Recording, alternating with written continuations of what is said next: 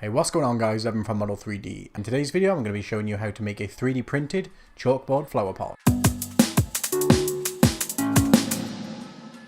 So first off I started with the STL file of this.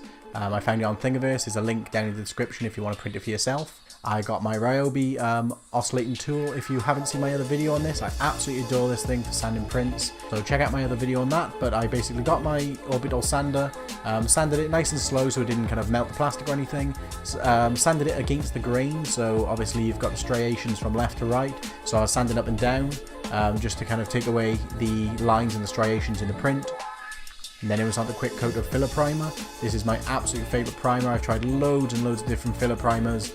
Some are really expensive. This is about £6 a can here in the UK and I love it. As you can see, it's a bit kind of like splattery a bit just because it's been in my shed all day or all week and it's really cold outside, so it needed to be a bit warmer, but this doesn't really matter because we're going to be sanding it down again later.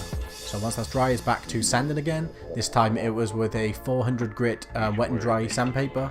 I brought this in the house because it was getting really cold and really rainy outside, but yeah, basically you want to just keep the sandpaper wet. That's the main thing. You don't want it to dry out because then that's when it gums up the paper, but you really don't need a lot. Like a few little squares will get the whole thing done, and you just want to do a nice tight little circular pattern just to remove the lines. Basically you've got striations from left to right from the print, you've got your sand lines from top to bottom from obviously the sanding, so you want to get rid of both of them, make it nice and smooth. So wet sand in tiny little tight circles all the way around, and it should turn out like this.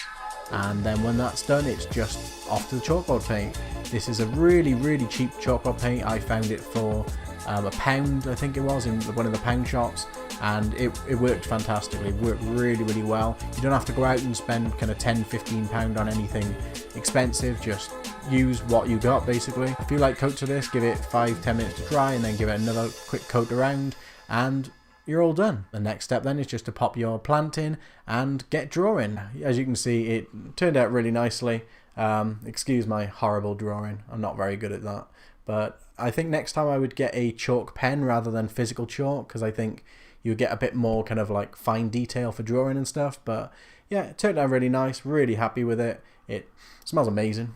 Yeah, so I hope you liked the video. Please make sure to click the like button if you did. Maybe leave me a comment below of something you'd like to see me paint, maybe a suggestion of a paint I should pick up, or anything else you want to see a video of. And most importantly, if you're not subscribed already, make sure to hit the subscribe button. We got about 15 subscribers to go before we hit 500, and I've got an awesome giveaway at 500 with lots of companies providing lots of really cool stuff for you guys. So hit subscribe if you're not already, and I'll see you in the next video.